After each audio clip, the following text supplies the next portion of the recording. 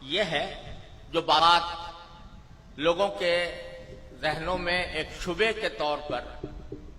یا ایک سوال کے طور پر پیدا ہوتی ہے۔ ہم جب سے دارالعلوم قائم ہوا 14 اگست کی تقریب منایا کرتے ہیں، اور اس موقع پر کبھی مختصر کبھی مفصل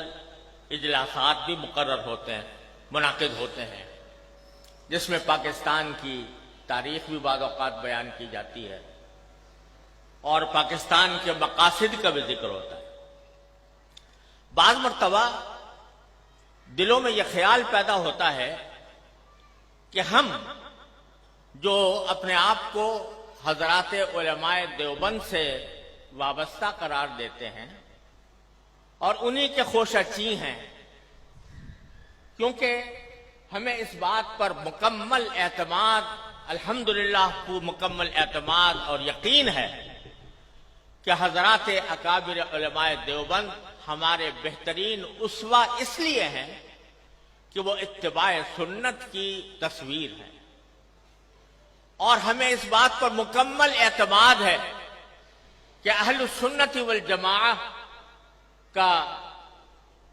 جو طریقہ ہے وہ ہمارے حضرات اکابر علماء دیوبند اس کا مظہر ہے، ما انا علیہ و اصحابی کا مظہر ہے۔ تو چونکہ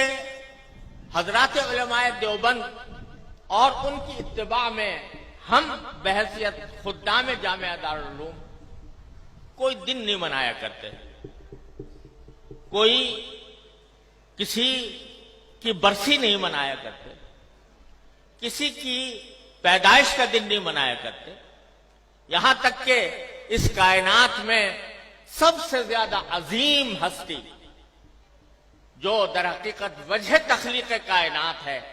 جناب محمد الرسول اللہ صلی اللہ علیہ وسلم،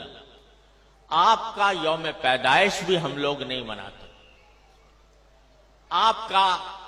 وہ یوم پیدائش جس کو آج کی اصطلاح میں عید میلاد النبی کہا جاتا ہے، وہ بھی ہم نہیں مناتے، لیکن یوم پاکستان مناتے ہیں، 14 اگست کو یوم آزادی مناتے ہیں۔ تو بعض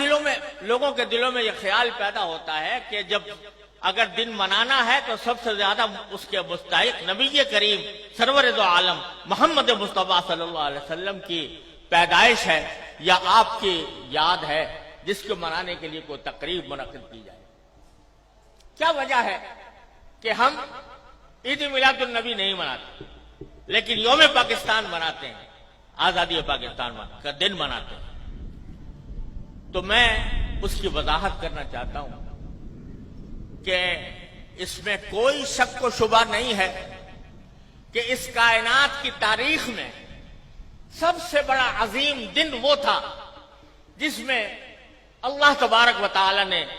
اس کائنات کی ہدایت کے لیے جناب محمد رسول اللہ صلی اللہ علیہ وسلم کو مبعوث فرمایا۔ اس سے زیادہ عظیم دن انسانی تاریخ میں کوئی اور نہیں جس میں آپ تشریف لائے، لیکن آپ ہی کی تعلیمات اور آپ ہی کی سنت اور آپ کے جانثار صحابہ کرام کی سنت یہ ہے کہ انہوں نے کبھی نبی کریم سرور عالم صلی اللہ علیہ وسلم کا دن نہیں منایا، اور اس لیے نہیں منایا کہ اللہ تبارک و تعالی نے رسول کریم صلی اللہ علیہ وسلم کو اس لیے مبعوث فرمایا تھا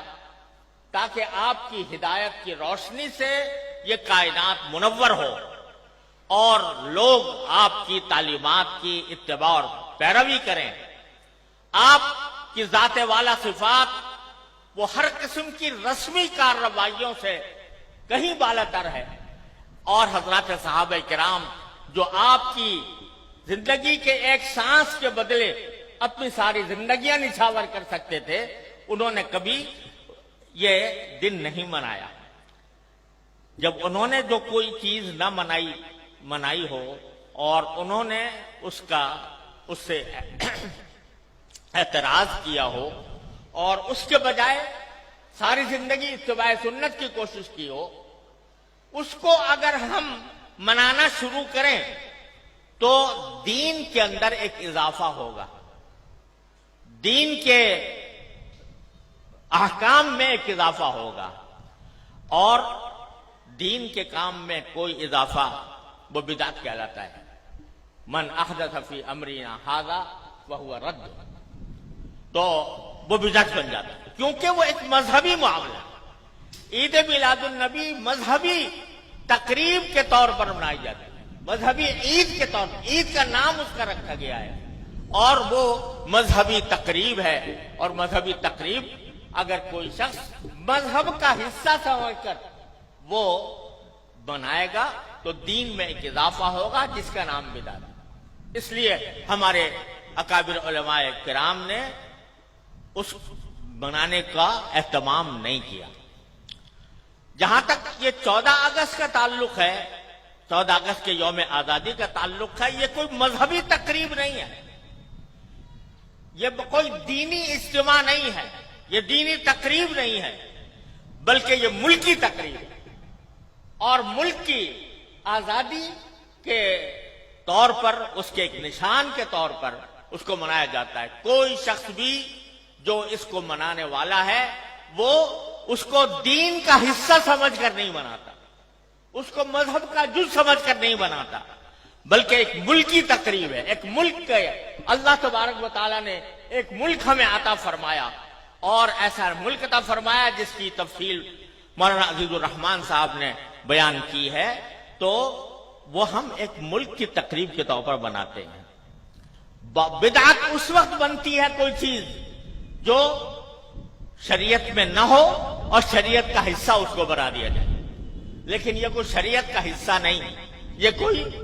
दीन का कोई दीनी तकरीब नहीं, दीनी ईद नहीं, दीनी मजहब नहीं, दीन का कोई मजहबी हिस्सा नहीं। लिहाजा ये एक मुल्क की तकरीब है। और ये ऐसा है जैसे कि अगर कोई शख्स अपने घर के अंदर कोई किसी अपने घर की तामीर हुई और उस तामीर के ऊपर कोई इज्तिमा करे, कोई दावत करे, तो ये कोई मजहब की तकरीब नहीं है, कोई दीन की तकरीब नहीं है। इसी तरीके से हम यौम आजादी पाकिस्तान का इसलिए मनाते हैं कि अल्लाह तबारक व तआला ने अपने फजल व करम से यह नेमत हमें अता फरमाई थी, और मुल्की तकरीब के तौर पर इसको मनाया जाता है। दूसरी बात यह है